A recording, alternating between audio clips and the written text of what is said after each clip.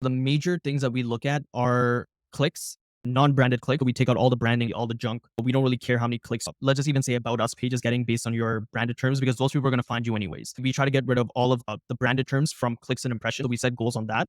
We'll also look at Google GA4 in terms of getting organic traffic. We also look at the number of ranking keywords. We also look at ranking positions with specific keywords. We might set a goal to improve the number of ranking keywords from 1,000 to 2,000. But within that 1,000 to 2,000, we'll also have a list of 10 keywords, which we're really focused on. These are the ones we really do want to push up because they're going to make the most impact on your website.